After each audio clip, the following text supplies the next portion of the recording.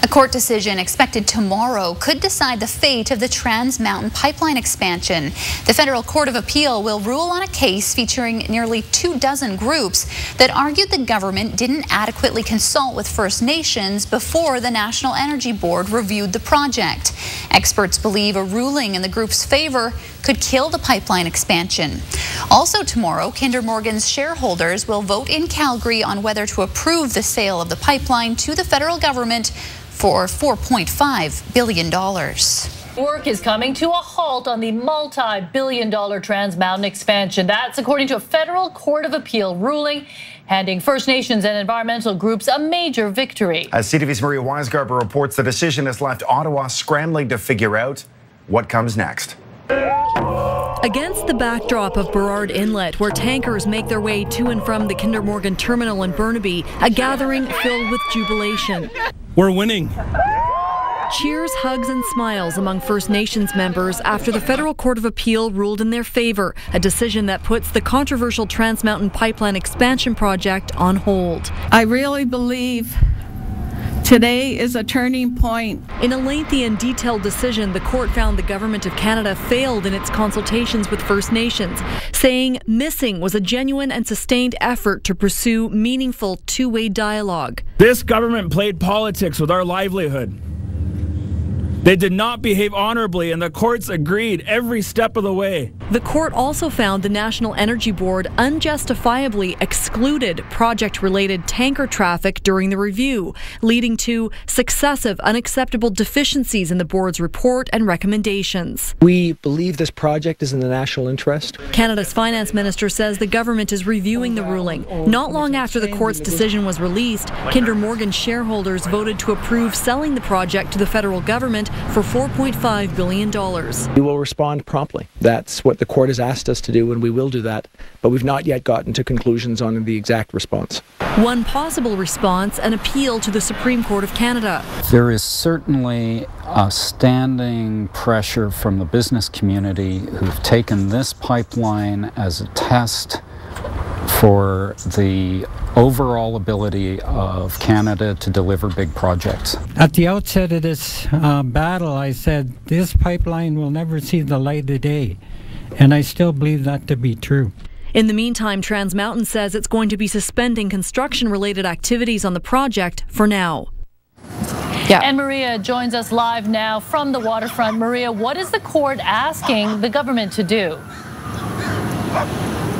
The judge ruled Canada must redo part of the consultation process. The National Energy Board is essentially being asked to go back to the drawing board with its recommendations and reconsider whether to include the expected increase in tanker traffic as part of its review. Now, the federal government expects that it will complete its acquisition of the project as soon as tomorrow. Mi Jung? Thank you, Maria. Now, given the Premier's vocal opposition to this project, you might have expected John Horgan to declare victory after this decision, but not quite. CTV's Binder Sanjit is live in Victoria with the political reaction tonight. Binder. Yes, Scott, and the strongest reaction coming from Alberta Premier Rachel Notley. Minutes ago, she put the federal government on notice, asking for immediate action and saying the time for Canadian niceties is over. Now, we'll hear from her in a moment. Meantime, John Horgan's tone more muted. He congratulated the Tsleil-Waututh on their victory, but wouldn't call this a win for his government. The Federal Court of Appeal did reject BC's argument in this case. Now, Horgan's happy that the coast is being recognized as an important consideration for the Trans Mountain expansion. He acknowledged that a lot of Albertans will find this decision devastating. As we go forward, we need to focus on the things that unite us as Canadians, the things that bring us together in this great country so that we can build the economy, not just one component of the economy, but every sector. I feel today vindicated. I suspect we're going to see this project kicked down the road past the next federal election, and it'll quietly die the death of 1,000 paper cuts. Politically, Horgan and Green Party leader Andrew Weaver stand to benefit. Both quick to point out they advocated against the project and highlighted the flaws the court also found. Now, who stands to lose? Alberta Premier Rachel Notley. She's been a fierce advocate for Trans Mountain, a project considered key to her re-election chances, and her reaction a short while ago, explosive. Albertans are angry. I am angry. Alberta has done everything right, and we've been let down. I'm announcing that with the Trans Mountain halted and the work on it halted, until the federal government gets its act together, Alberta is pulling out of the federal climate plan. And let's be clear, without Alberta, that plan isn't worth the paper it's written on. So, Bender, let's break this down further. A lot has changed today, but two key things remain the same. Both Alberta, as we heard, and the federal government still desperately want this pipeline built. So can the project recover from this? Yeah, Justin Trudeau's government has a lot at stake here. And even if the feds find a way to deal with today's decision, there is another court ruling coming. The BC government is asking if it has the jurisdiction to restrict the amount of bitumen flowing through the province in order to protect the environment. So this story is far from over, Scott. Okay, Bender in Victoria tonight. Thank you, Bender. We have breaking developments on a major setback for the government in Ottawa. Alberta has just pulled out of the climate plan until the Trans Mountain pipeline gets back on track.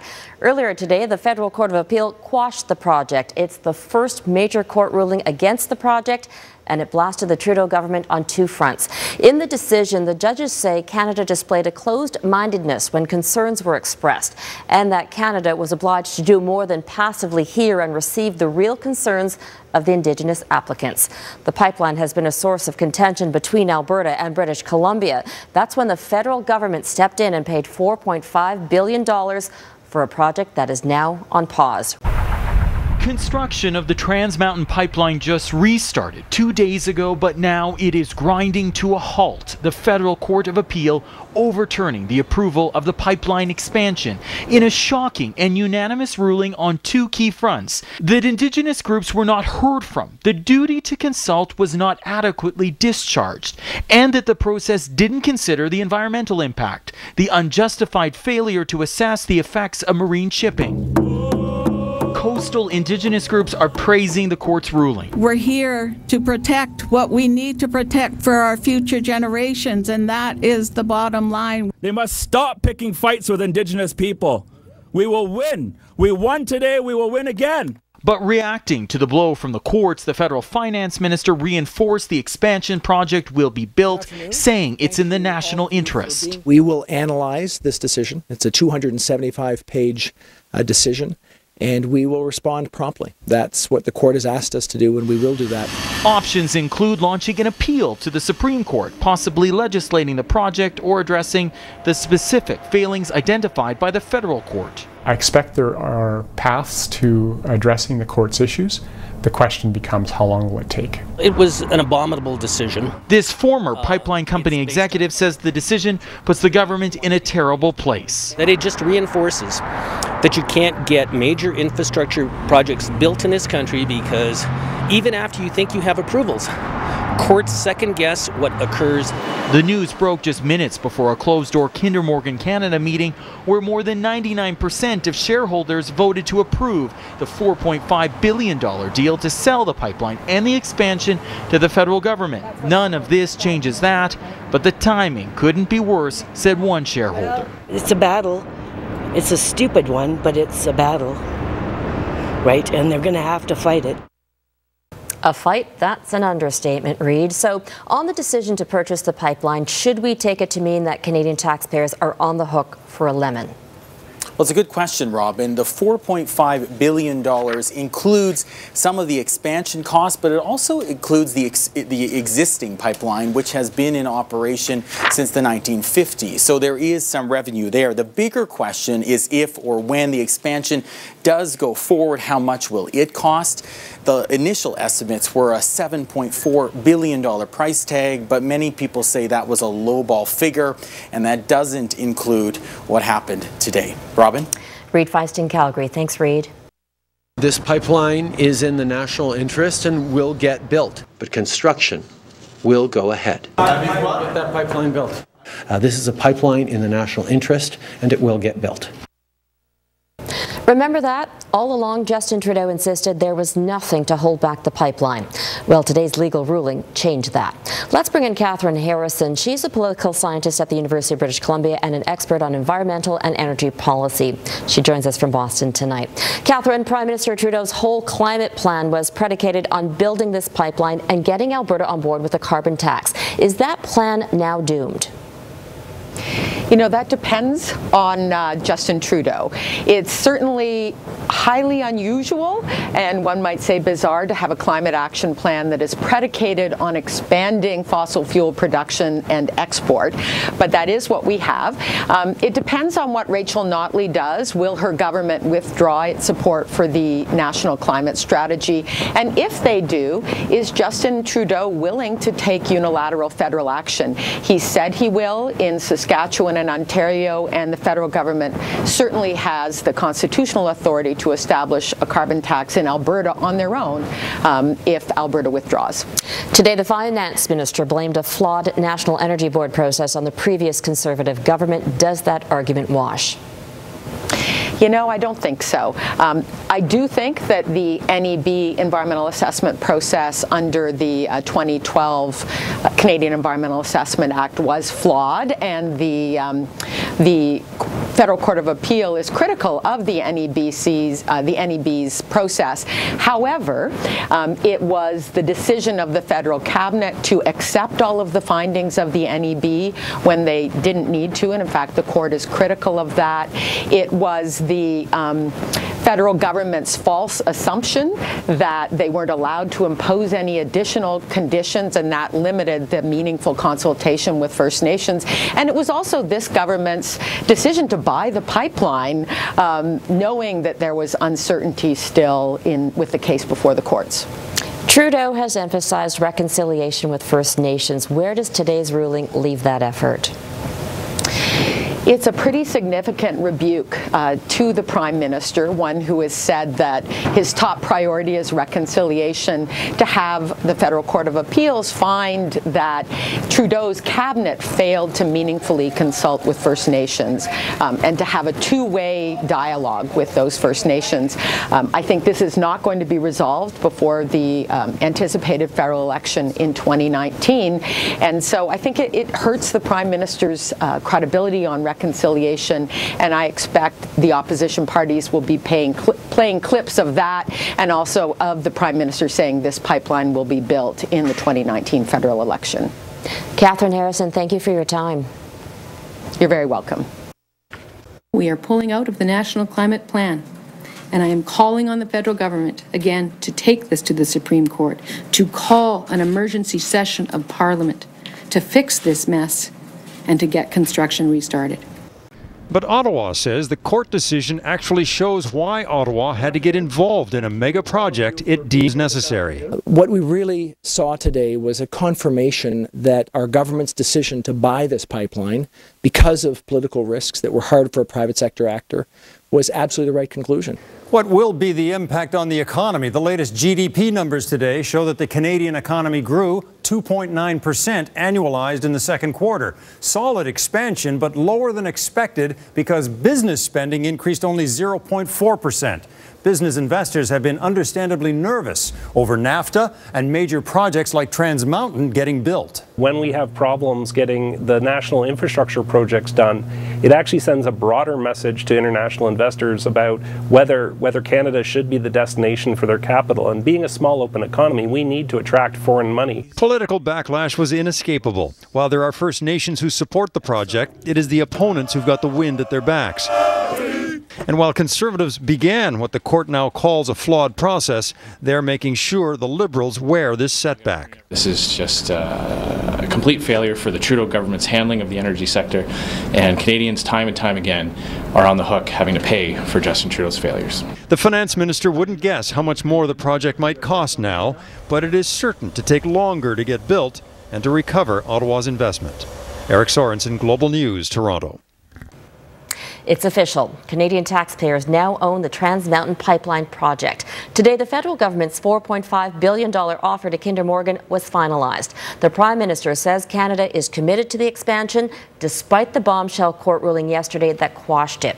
In protest, Alberta is pulling out of the National Climate Change Plan, a move the feds believe will further endanger the pipeline's future. Eric Sorensen reports. Bringing the Trans Mountain Pipeline to a halt was a sunny day for environmentalists, until the clouds of climate politics swept like a cold front out of Alberta. Alberta is pulling out of the federal climate plan. And let's be clear, without Alberta, that plan isn't worth the paper it's written on.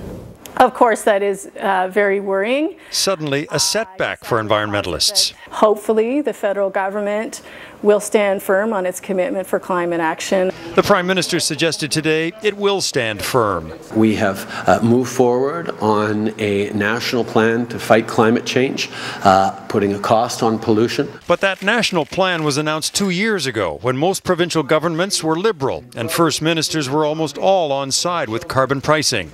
But Saskatchewan wasn't, and now the new Conservative government in Ontario has joined its court challenge. And Alberta with a soft exit that could be a hard exit if Jason Kenney's Conservatives win the next election. Speak truth to power in the relationship with the Trudeau government. A couple of years ago, it looked like we had something approaching a federal-provincial consensus, with a couple of exceptions. Now that landscape is a lot messier. And it's going to require the federal government, if it intends to carry through, to be much more assertive than it had planned on being before. And out of a big Liberal setback comes a political boost for the official opposition.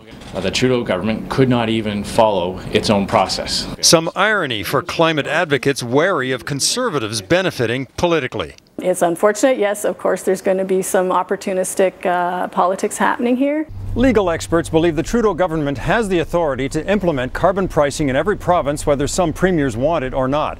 What Ottawa doesn't have is the supporting consensus it once had in provincial capitals, and 2 Liberal governments in Quebec and New Brunswick are facing elections in the next month. Eric Sorensen, Global News, Toronto. Pipelines, climate change, trade talks. It has been a tumultuous week for the Prime Minister. Our chief political correspondent David Akin joins us now with the rough end to Trudeau's summer. David? Yeah, well, Robin, just think where we were a week ago in Canadian politics. Maxime Bernier, he just stormed out of the Conservative Party. It looked as if we had a split on the right of centre, likely guaranteeing continued wins for Justin Trudeau's Liberal Party. But, you know, that now seems a century ago. These last 48 hours have been about as tough as it has ever been for the Trudeau government. First, that Trans Mountain setback. Ottawa pays $4.5 billion for a pipeline. It hoped it could expand and then sell at a profit. The courts, of course, have put a halt to that expansion, and the courts did so saying the Trudeau government failed to meaningfully consult with First Nations. What an indictment for a PM that promised reconciliation with Indigenous peoples would be central to his approach to governing. Moreover, the decision raises grave doubts that any major resource project can survive Canada's approvals process. And remember, Trudeau promised a streamlined approvals process that would work for everyone. And then Alberta Premier Rachel Notley, she pulls out of Trudeau's National Climate Action Plan. That's another defining issue of the Trudeau government in tatters. Finally, these NAFTA negotiations. Now, in fairness, Trudeau was dealt a difficult partner to deal with in U.S. President Trump, but it's going to be hard for Trudeau to avoid taking the heat for any economic harm that comes to Canada because of this fractured trade relationship, Robin. But David, how are all these issues likely to play in the fall political season? That's not that far away. No, it's not. And every party has already started the hard work that they have to do to get things going, to start with the next get ready for the next year's election campaign. Now, next week in Saskatoon, or a couple of weeks in Saskatoon, Trudeau's going to meet with his caucus. Liberal MPs there are going to take note that their only signature accomplishments of 3 years in power is an improved Canada Child Benefit and the pending legalization of recreational cannabis use. I suspect the message Trudeau's going to hear from several of his own MPs is, we need more than that to campaign on if we hope to get re-elected this time next year, Robin. David Akin in Ottawa. Thanks, David. A day after a federal court ruling brought expansion plans for the Trans Mountain pipeline to a standstill, Justin Trudeau tried to blunt the impact today. This as new concerns are raised about the economic impact already being felt in BC. Kevin Gallagher reports. The Prime Minister remains optimistic his government can build the Trans Mountain pipeline expansion despite losing a court battle and a vital climate ally. We are committed to upholding the national interest. We will move forward on that pipeline in the right way. But Justin Trudeau did not reveal the government's plan to restart the multi-billion-dollar project or how long that will take. We need bold action. I think they need to assert their legislative authority. I think this has been going on for far too long, and we've been hamstringing our own economy. Last night, Alberta's premier pulled out of Ottawa's climate agreement until a pipeline gets built. A major blow to the federal strategy. Most of the emissions growth comes from Alberta. It comes from oil sands development in particular. So you really do need Alberta as part of the solution. With the pipeline on hold, an estimated 3,000 construction workers in British Columbia face uncertainty. It's a huge disappointment because they plan their livelihood around these types of investments and these types of projects. We're winning. First Nations that claimed victory yesterday now vow to continue the fight. They haven't proven to us that it's safe in any matter and that they have any response time to clean anything up like that. The court ruled the regulator did not account for how increased tanker traffic would affect marine life off BC's coast. The new Oceans and Fisheries Minister says the government has made investments to address those concerns. The work that the court was actually looking for has already been done. For now, doubts linger over the project that cost taxpayers $4.5 billion. And any potential solutions will take months or even years to solve. After millions of dollars in cost overruns, the federal government is dumping the Phoenix Pay system. It was used to pay public servants and was supposed to save taxpayers millions. Instead, the cost of fixing Phoenix is now over $1 billion. The government has budgeted another $16 million and says it will launch a procurement process to replace Phoenix altogether.